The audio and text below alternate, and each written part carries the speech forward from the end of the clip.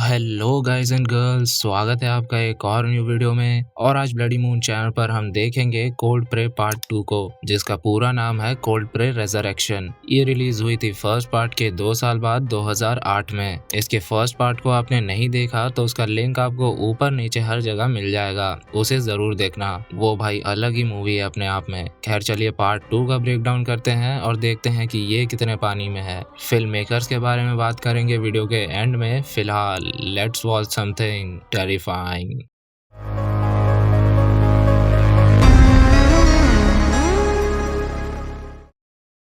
First part के spoilers देने वाला हूँ, इसलिए अभी भी जा सकते हो। तो फर्स्ट पार्ट के एंड में प्रेडेटर यानिक और उसके दोस्तों को खाई में फेंकने ले जा रहा था, लेकिन यानिक ने प्रेडेटर को जैसे तैसे मारकर खाई में फेंक दिया था। तो ये पार्ट वहीं से शुरू होती है और हम सिर्फ उस स्लेज को देख पाते हैं जिसमें प्रेडेटर उन्हें ले जा रहा था। इसके बाद हम देखते हैं एक हॉस्पिटल का सीन, जहां है एक दादी पेशेंट, 2 नर्स कैमिला और ऑडहिल्ड, एक सीनियर फिजिशियन हरमन और एक बच्चा डैनियल जो खुद भी एक पेशेंट था, लेकिन ये रिकवरी पीरियड में है, इसलिए गेम्स खेलते हुए यहाँ वहाँ घूमता रहता है। कैमिला का बॉयफ्रेंड ओल उससे मिलने आया, लेकिन ठीक तभी उसे किसी अबैंडन कार की खबर मिलती है, जो वही कार है जिसमें वो लोग फर्स्ट पार्ट में पहाड़ों तक पहुंचे थे। खैर उसे वो चेक करने गया और वो कार बर्फ से ढक चुकी थी। उसे वहाँ कुछ खास ज्यादा मिला नहीं, इसलिए गाड़ी का नंबर वगैरह नोट करके वो वहाँ से चला गया। रास्ते में उसे किसी का कॉल आया, जिससे उसका ध्यान भटका और वो सामने खड़े किसी बंदे को उड़ा ही देता, लेकिन यहाँ वहाँ ठोक ठाक के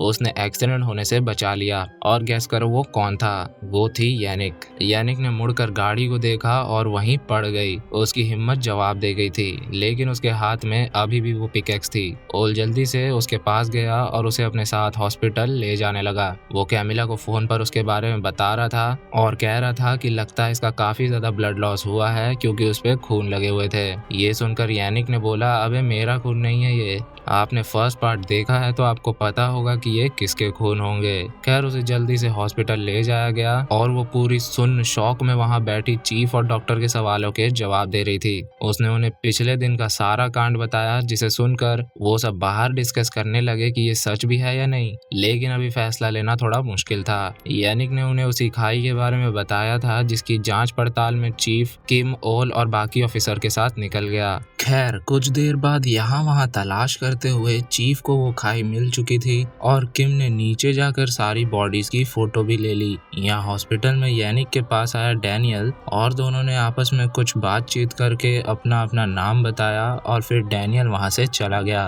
वहीं उन 5 को बॉडी बैग्स में डालकर चीफ ने उन्हें गाड़ी में भर लिया था। चीफ ने किम और योहान को होटल में जाकर छानबीन करने को कहा, फिर बॉडीज के साथ वहाँ से निकल गया। चीफ ने हायर अथॉरिटीज को फोन पे बताया कि उन्हें ऐसे ऐसे यहाँ से 5 लाशें मिली है और मर्डरर भी साथ ही है और वो भी मर चुका है। सामने से जवाब आया कि अभी काफी देर हो चुकी है, अब जो होगा कल सुबह ही होगा, तब तक बॉडीज को तुम ही संभालो। चीफ ने भी बॉडीज पहुंचा दी हॉस्पिटल में। हरमन ने उनकी फोटोज वगैरह ली और इतने में चीफ ने प्रेडेटर का बर्थ मार्क नोटिस कर लिया था। फिर हरमन ने कैमिला से कहा कि यानिक को जाकर बता दो कि उसके दोस्तों की बॉडीज बरामद कर ली गई है। फिर उसने ऑडिट से बॉडी में से कपड़े वगैरह खोलकर उन्हें मार्क करने को कहा। के बाद चीफ अपने ऑफिस में मिसिंग पर्सन के फाइल्स में से निकालता है उसी बच्चे की फाइल, जिससे वो कुछ डॉट्स कनेक्ट कर पा रहा था। यहाँ कैमिला ने भारी दिल से यानिक को जाकर बताया कि तुम्हारे फ्रेंड्स की बॉडी को यहाँ लाया गया है, चाहो तो तुम उन्हें एक आखिरी बार देख सकती हो। कैमिला उसे लेकर गई और उन्हें देखकर यानिक बिखरने लगी, लेकिन तभी उसे दिखा प्रेडेटर। वो उसके पास गई और सारी भड़ास निकालने लगी उसे मार मार कर, लेकिन कैमिला ने उसे रोक कर उसे सहारा दिया। ये बात हरमन को पता लगी तो उसने कैमिला को थोड़ी सी डांट लगाई और उसे कुछ पिल्स दिए यानिक को देने के लिए, जिससे वो बेहोश हो जाए और आगे कोई हरकत ना कर सके, लेकिन कैमिला ऐसा नहीं करेगी। यहाँ होटल में किम और योहान पहुंच चुके थे और उनकी तो बिन बात की फटी पड़ी थी। तभी चीफ ने उन्हें रेडियो में वापस उस खाई में जाने को कहा। ये कह रहे हैं क्या करा रहे हो यार हमसे, पहले तो तूफान में छोड़कर चल दिए, फिर होटल भेजा, अब होटल आए तो वापस वहाँ भेज रहे हो, नहीं चाहिए भाई सरकारी नौकरी। चीफ ने कहा वहाँ वहाँ जाओ और आसपास छानबीन करो, तुम्हें पक्का वहाँ कुछ मिलेगा। क्योंकि यहाँ चीफ ने सारे डॉट्स कनेक्ट कर लिए थे और वो समझ गया था कि वो बच्चा ही प्रेडेटर है और उसने ही पिछले कई सालों से वहाँ अपना मार काट का धंधा चला रखा है। उनकी बॉडीज भी तो वो कहीं फेंकता ही होगा ना, क्या पता वहीं मिल जाए। फिर क्या दोनों पहुंच गए थे वहाँ वापस और योहान नीचे गया जहाँ उसे सच में बहुत कुछ ज्यादा ही देखने को मिलने वाला था। थोड़ा आगे जाकर वहाँ प्रेडेटर के सारे प्रे यानी कि शिकारों की लाशें बर्फ के अंदर जमी पड़ी थी और ये था मेरे लिए इस मूवी का अरे भयंकर मोमेंट। अब से हर मूवी में आपको अपना अरे भयंकर मूवमेंट बताना है, ठीक है। लास्ट वीडियो में भी था, इसमें भी है, इसमें अभी और भी आने वाले हैं और आने वाले वीडियोस में भी रहेंगे। सो हो सके तो अपने अरे भयंकर मूवमेंट या जो भी फेवरेट मूवमेंट है उसे टाइम स्टैम्प के साथ कमेंट कर देना। खैर मैं अपनी बकवास बंद करता हूँ। उन बॉडीज को देखकर योहान तो हिल गया था। यहाँ हॉस्पिटल में ऑडिल्ड भी हिलने वाली थी क्योंकि वो जब प्रेडेटर के कपड़े उतार रही थी तब अचानक से प्रेडेटर ने थोड़ी सी मूवमेंट करी। जब तक ऑडिल्ड ने मामला प्रोसेस किया तब तक प्रेडेटर ने सांस लेना शुरू कर दिया था। वो जल्दी से उसे शॉक देकर उठाने की कोशिश करने लगे लेकिन यानिक ने उन्हें देख लिया और वो जानती थी कि अगर ये जाग गया जिंदा हो गया तो खेल खत्म है भाई। इसलिए उसने उन्हें रोकने की कोशिश भी की लेकिन उन्होंने उसे दबोच कर सिडेट कर दिया और उसे उसके बेड पे लिटा दिया।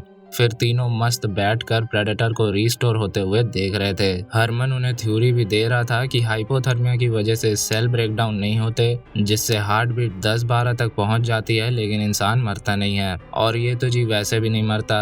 ऐसा क्यों, वो आपको आगे पता चलेगा। स्वरे ने उसे हथकड़ी पहना दी और सबके जाने के बाद ऑडिल्ड उसके नाक की हालत सुधार रही थी क्योंकि जब यानिक को इसने रोका था तब यानिक ने इसे ठोका था तो उसी से इसके नाक में चोट आ गई थी। ऑडिल्ड उसकी मदद करके जैसे ही वहां से निकली वैसे ही प्रेडेटर बेड पे उठकर बैठ गया और जैसे ही स्वरे पीछे मुड़ा वैसे ही प्रेडेटर ने उसके गले में यही कुछ 10-12 चक्कू स्कैल्पल सब रेत दिए जिससे वो वहीं पे तड़पता हुआ मारा गया। यहाँ ऑडिल्ड आराम से नहा वहा कर निकलने लगी तो देखा कि पूरे कॉरिडोर में लाइट ही नहीं। उसने जैसे ही लाइट जलाया तो पीछे से प्रेडेटर ने उसी को बुझा दिया। उसे जब होश आया तो उसने प्रेडेटर को अपने सामने पाया और उसे देखकर वो इतना डर गई थी कि हिंदी बोलने लगी। प्रेडेटर ने फायर एक्सटिंग्विशर से उसकी खोपड़ी खोल डाली। उसके बाद उसने पूरी हॉस्पिटल की ही बिजली काट दी। हरमन गया जनरेटर को ऑन करने और कैमिला गई पेशेंट्स को देखने। तभी यानिक को दिखाते हैं जिसे होश आया तो उसे बाहर से किसी के दरवाजे पीटने की आवाज आ रही थी। वो उठकर कॉरिडोर में गई और सामने वाले दरवाजे को कोई बैंग कर रहा था। हर एक बैंग के साथ उसकी धड़कन भी बढ़ती जा रही थी। उसने हिम्मत बांध के दरवाजा खोला लेकिन वहाँ कोई भी नहीं था। लेकिन जैसे ही वो पीछे मुड़ी तो प्रेडेटर ने उसे मार दिया। नहीं रे, ये तो बस उसका डरावना सपना था। इसका हिंट हमें पहले ही दे दिया गया था। जब यानिक उठी थी तब एक शॉट में उसके रूम का दरवाजा बंद था लेकिन अगले शॉट में वो खुला हुआ था। ये देखकर आप पहले सोचोगे कि ये कोई कंटिन्यूटी एरर है लेकिन वो असल में सपना था और सपने में क्या क्या होता है वो तो आप जानते ही हो। खैर इस बार जब वो सच में उठी तो उसने खुद के हाथ पैर बेड से बंधे हुए पाए। कैमिला को चलते चलते दिखाई दिया ऑडिल्ड का सामान और कुछ आगे चलकर ऑडिल्ड की लाश। यहाँ हरमन जनरेटर को फिक्स कर रहा था लेकिन वहाँ पहुँच गया प्रेडेटर। हरमन उस पे एक रेंच फेंक कर वहाँ से भागा लेकिन ज्यादा दूर नहीं। प्रेडेटर ने उसकी गर्दन को उल्टा घुमाकर जाम करके उसे मार दिया। कैमिला जल्दी से काउंटर पर पहुंची फोन ट्राई करने के लिए लेकिन पावर थी नहीं तो टेलीफोन काम नहीं करने वाला। तभी अचानक वहां आया प्रेडेटर और कैमिला काउंटर के नीचे छुप गई। काउंटर के पास पड़े एक बॉक्स में कुछ शवल और पिकेक्स थे जिसमें से प्रेडेटर एक पिकेक्स उठाकर चल दिया। अब औजारों से भरी बॉक्स हॉस्पिटल के काउंटर के पास क्या कर रही थी तो इसका जवाब ये है कि ये सारे औजार हरमन ने मूवी के शुरू में इकट्ठा किए थे क्योंकि यह हॉस्पिटल कुछ ही दिनों में किसी क्लोजर कम्युनिटी द्वारा बंद होने वाली थी। उसने मूवी के शुरू में कैमिला से कहा भी था कि अगर ओल को ये सब चाहिए तो वो ले सकता है। खैर यहाँ चीफ और ज्यादा डीप में रिसर्च कर रहा था तो उसे एक स्टेटमेंट मिला जो दिया था किसी मेडिकल ऑफिसर होल्डर ने। चीफ जल्दी से उसे फोन मिलाता है और उससे मिलने पहुंच जाता है। होल्डर ने बताया कि वो अकेला बंदा था उस होटल में जब रूम नंबर 237 में आग लगी थी। पिछले पार्ट का रूम 237 याद है ना। उसने बताया कि उसके पेरेंट्स उसे खोजते हुए एक एवलांच में दबकर मारे गए थे। चलो ये सब तो अब तक हजम करने वाली बातें थी लेकिन फिर उसने कुछ ऐसा कहा जिससे चीफ के होश उड़ गए थे। उसने बताया कि ये बच्चा स्टिल बॉर्न पैदा हुआ था, मतलब मरा हुआ। उसे ऑफिशियली डेड डिक्लेयर कर दिया गया था और उसका डेथ सर्टिफिकेट तक बनकर रेडी था। लेकिन 4 घंटे बाद अचानक से उसका दिल अपने आप धड़कने लगा और अब वो जिंदा हो चुका था। इसके बाद भी वो एक बार भी रोया नहीं, बिल्कुल चुपचाप लेटा रहा। और ये सब होल्डर ने खुद अपने 40 साल के एक्सपीरियंस में पहली बार देखा था। खैर, प्रेडेटर की बैक स्टोरी हम जानेंगे थर्ड पार्ट में, फिलहाल यहाँ फोकस करते हैं। यानी कि अपना पूरा जोर लगा रही थी खुद को फ्री करने के लिए, तभी उसका दरवाजा अपने आप खुल गया। वहां आया था डैनियल। उसने डैनियल से अलमीरा खुलवाकर कैंची से खुद को फ्री करवा लिया। हालांकि डैनियल ने शुरू में उसे बोला था कि अगर डॉक्टर ने तुम्हें बांधा है तो मैं क्यों खोलूं, लेकिन यानिक ने उसे समझा दिया था। खैर, वो फ्री होकर अपने साथ डैनियल को लेकर बाहर निकली थी कि तभी वहां आ गया प्रेडेटर। लेकिन उससे छुपते छुपाते उसने डैनियल को एक क्लोजेट में छुपा दिया और कहा कि हाइड एंड सीक की तरह तुम तब तक यहाँ छुपे रहना जब तक मैं नहीं आ जाती। डैनियल को तो वो समझा बुझा के छुपा कर आ गई थी, लेकिन अकेले में वो बुरी तरह से खिलर गई और रोने लगी। उसका नाइटमेयर दोबारा से शुरू हो चुका था। कल तक तो सिर्फ उसे खुद को बचाना था, लेकिन आज उसके साथ एक बच्चा भी है जिसे अगर ये नहीं बचा पाई तो जिंदगी भर का पछतावा ही रह जाएगा। लेकिन अभी रोने से काम नहीं बनने वाला। उसने वहां पड़े एक पॉइजनस केमिकल को एक सिरिंज में भर लिया। यहाँ कैमिला जल्दी से भागते हुए अपना फोन हासिल करती है और मिलाती है ओल को फोन, लेकिन ओल एक शॉप में था और उसका फोन पड़ा था गाड़ी में। इसके बाद भी कैमिला हेल्प के लिए एक अच्छा खासा वॉइस मैसेज छोड़ देती है। तभी उसे कुछ आवाज आती है जिससे डर कर वो और अंदर एक कमरे में गई जहाँ यानिक एकदम रेडी तैयार बैठी थी और अंधेरा होने की वजह से कैमिला के आते ही वो उस पर चढ़ गई और उसने उसके गले में सिरिंज भी घुसा दिया था। लेकिन उसे जब पता चला तो उसने बिना पॉइजन इंजेक्ट किए उसे निकाल लिया। चलो, बच गई। लेकिन इस स्ट्रगल में कैमिला का फोन नहीं बच पाया। अब उन्हें हरमन, डैनियल और वो ओल्ड लेडी जो यहाँ पेशेंट है उन्हें खोजना था। डैनियल का तो उन्हें पता था कि वो कहाँ है, इसलिए वो दोनों पहले उसे ही खोजने निकल गए। लेकिन बीच रास्ते में कैमिला ने दगाबाजी करके यानिक को छोड़कर हरमन को खोजने निकल गई। यानिक पहुंची डैनियल तक, लेकिन वो वहाँ था ही नहीं। वहीं कैमिला को रास्ते में ही पता चल गया था कि प्रेडेटर आस पास ही है, तो वो मॉर्ग में जाकर छुप गई। उसका दरवाजा काफी ज्यादा मजबूत था क्योंकि वो था लोहे का। तभी वो भी वहां पहुंच चुका था और जैसे ही उसने दरवाजे को खोला तो अंदर उसे कोई नहीं दिखा क्योंकि कैमिला ने बेड के नीचे खुद को ऊपर लटका रखा था। वो वहां आराम से अपना गॉगल और कैप पहन रहा था और वहां उसे मिला उसका ओजी पिकैक्स। लेकिन इतने में कैमिला ज्यादा देर खुद को होल्ड नहीं कर पाई और नीचे गिर गई। उसने भागने की कोशिश की, लेकिन प्रेडेटर उसके सामने खड़ा था। वो उसे मार पाता उससे पहले यानिक ने उसे ट्रॉली से ढकेल के गिरा दिया और कैमिला को बाहर लेकर गई और दरवाजे को बंद कर दी। तभी वहां आ गया डैनियल। वो उसे साथ लेकर बाहर आए तो देखा कि अरे वाह, ओल तो सबके साथ वहां पहुंचा हुआ है और यहीं ये लोग अगर अंदर ही फंसे होते तो बता रहा हूँ घंटा किसी ने नहीं आना था। खैर, यानी सीधे पुलिस की गाड़ी से गन वगैरह निकालने लगी तो चीफ ने उसे परे हटाया और उसे गाड़ी में लॉक करवा दिया। तभी डैनियल की मॉम वहां आती है और डैनियल को अपने साथ ले जाती है। ये सीन काफी बढ़िया था, थोड़ा इमोशन ऐड करने के लिए, और इतने डर वाले माहौल में भी मूवी इमोशंस फील कराती है भाई। उन दोनों ने ज्यादा टाइम साथ में नहीं बिताया था, लेकिन उनका बाय ऐसा था कि जन्म जन्म की दोस्ती है। खैर, चीफ योहान को नीचे रोककर किम और ओल के साथ हॉस्पिटल के अंदर चला गया। अंदर उन्होंने मॉर्ग का दरवाजा खोला तो वो पूरा ही खुल गया। ये देखकर वो जान चुके थे कि उसके लिए सिर्फ ये तीनों काफी नहीं होंगे, इसलिए वो बाहर जा रहे थे बैकअप बुलाने। रास्ते में वो योहान से कांटेक्ट करते हैं तो योहान की आवाज ऊपर से भी आ रही थी, जो एक्चुअल में आ रही थी स्वरे के वॉकी से। किम भावुक होकर उसके पास गया तो उसका एक पैर फंस गया वायर में और प्रेडेटर ने उसे खींच लिया। किम के गन फंसाने के बावजूद भी उसने उसे खींचकर फाड़ दिया। अंधेरे में यहाँ वहाँ से उसने ओल पे हमला किया और उसे भी कोपचे में ले लिया। उसके पीछे चीफ गया तो प्रेडेटर और उसके बीच गन शॉट चले, जो बाहर इन तीनों ने देख लिए और योहान ने कांटेक्ट करने की कोशिश भी की और वॉकी पड़ी थी ठीक चीफ के हाथ के पास। I mean literally. ओल अभी भी जिंदा था और उसने देखा उसी ओल्ड लेडी को, जो इसलिए बची हुई थी क्योंकि वो टॉयलेट में थी। यहाँ बाहर यानिक ने प्लान बनाया कि मुझे फ्री करो और मेरे साथ चलो, उन्हें अभी भी बचाया जा सकता है। लेकिन इतने में प्रेडेटर ने योहान के सर में घुसा दिया अपना औजार, पिकैक्स की बात कर रहा हूँ, और ऊपर से हमला करके उसने यानिक को भी घायल कर दिया था। कैमिला ने योहान की गन उठानी चाहिए, लेकिन प्रेडेटर ने उसे बाहर खींच लिया। वो बाहर गई तो यानिक तो उसे मरते हुए नहीं देख सकती थी, इसलिए वो बाहर आई कुछ इस तरह।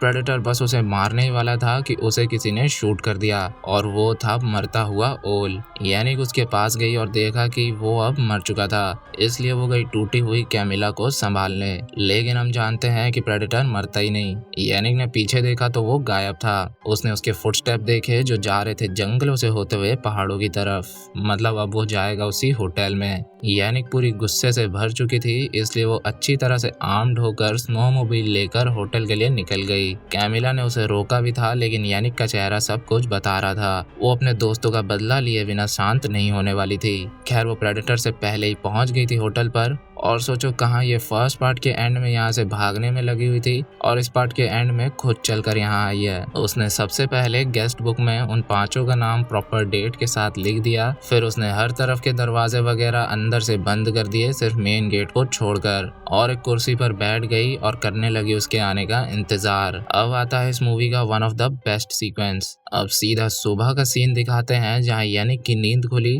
और वो सोच रही थी अबे ये क्या हुआ, मैं सो कब गई। हालत तो उसकी और तब खराब हुई जब उसने देखा कि मेन गेट से सीधा किसी के फुटस्टेप उस तक आए हुए हैं। वो अब समझ चुकी थी कि उससे बहुत बड़ी गलती और लापरवाही हो गई है। उसने उस पर हमला किया, लेकिन क्लियरली प्रेडेटर उसे धो क्या निचोड़ रहा था अच्छी तरह। लड़ते भिड़ते मार खा खा के यानी कोने में बेबस पड़ चुकी थी, और बस उसका खेल अब खत्म ही था। लेकिन तभी कैमिला ने उसे बचा लिया। उसने प्रेडेटर पे गन चलाया, जिससे उसका ज्यादा नहीं बस 2 उंगली कट गई। उसके बाद प्रेडेटर ने कैमिला पे हमला करके उसे बाहर फेंक दिया। वो सीधा उसके फेस को पकड़कर उसकी आंखें फोड़ने वाला था, लेकिन यानिक ने उसी के पिकैक्स को फेंक कर उसके सीने में दोबारा घुसा दिया, बिल्कुल फर्स्ट पार्ट के एंडिंग की तरह। फिर वो वहीं पड़ गया। यानिक ने शॉटगन उठाया उसे खत्म करने के लिए, लेकिन कैमिला ने उससे बोला कि बस हो गया, वो मर चुका है। यानिक ने बोला इसे मैंने पहले भी मारा था, और इसी के साथ मूवी और प्रेडेटर खत्म हुए। तो इसकी एंडिंग ने काफी ज्यादा सेटिस्फाई किया, लेकिन यानिक के कैरेक्टर के साथ थोड़ी नाइंसाफी हुई। उसे होटल में जाकर सुला दिया। वाह भाई, मतलब उसके अंदर बदले की इतनी आग है तो वो सो कैसे गई भाई। चलो ठीक है सो गई,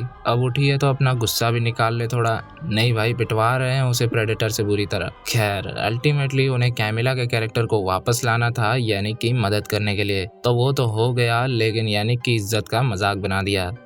खैर छोड़ो, अंत भला तो सब भला वाली सोच लेकर मूव ऑन करते हैं। इसके डायरेक्टर साहब हैं मैट स्टेनबर्ग, और दोनों पार्ट्स के मेकर्स ने बहुत सही काम किया। मतलब लिटरली प्रेडेटर से ज्यादा मेरी इसकी फील, इसकी वाइब्स और म्यूजिक, बैकग्राउंड म्यूजिक से ज्यादा फटती है, और जंप स्केयर्स तो भर भर के मिल जाएंगे आपको। हाँ ये कहूंगा कि स्टोरी कभी कभी काफी ज्यादा प्रेडिक्टेबल हो जाती है। जैसे अब प्रेडेटर को लेकर आ रहे हैं हॉस्पिटल में, तो मतलब वो पक्का वापस जिंदा होगा और कत्लेआम मचाएगा। लेकिन अगर तुम अपना ऊपर वाला माला ज्यादा इस्तेमाल नहीं करते और तुम्हें चाहिए सिर्फ हॉरर और खून खराबा, तो डेफिनेटली इसे चेकआउट करना। मूवी मैं टेलीग्राम चैनल पे डाल देता हूँ, उसका लिंक आपको नीचे मिलेगा। मुझे तो भाई पर्सनली अभी तक मजा आ रहा है फ्रेंचाइज में, और फर्स्ट पार्ट के लिए तो दिल में अलग से जगह बन चुकी है। फर्स्ट पार्ट होमाज थी द शाइनिंग को, और second part the OG Halloween franchise के सेकंड पार्ट को, 1981 वाली। ये मुझे पता चला इंटरनेट से, और क्योंकि मैंने हैलोवीन 2 नहीं देखी है इसलिए मैं रेफरेंसेस वगैरह बता नहीं पाया, उसके लिए माफी। लेकिन फ्यूचर में हम हैलोवीन को भी कवर कर लेंगे, आपकी डिमांड आई तो। खैर इसमें भी हमें काफी कुछ पता चला, जैसे प्रेडेटर वापस जिंदा कैसे हो जाता है, और हो सकता है कि इसी रीजन से वो बचपन में बर्फ में दफन होने के बावजूद भी जिंदा बच गया था। लेकिन ये कितना झूठ है और कितना सच वो जानेंगे थर्ड पार्ट में, क्योंकि वो फोकस करेगी प्रेडेटर की बैक स्टोरी में, वो कैसे प्रेडेटर बना। अब देखते हैं थर्ड पार्ट को उखाड़ पाती है या नहीं, वो जानने के लिए सब्सक्राइब कर लेना। हमारा अगला टारगेट है 500 सब्सक्राइब, तो दबा दो सब्सक्राइब बटन और लाइक भी कर देना ताकि ज्यादा लोगों तक वीडियो पहुंचे। हाँ तो गाइज एंड गर्ल्स, ये था कोल्डप्ले रेजरेक्शन का ब्रेकडाउन। आई होप आपको अच्छा लगा होगा। इसी के साथ आपका हॉरर होस्ट एंड घोस्ट अब आपसे मिलेगा एक न्यू वीडियो के साथ। तब तक के लिए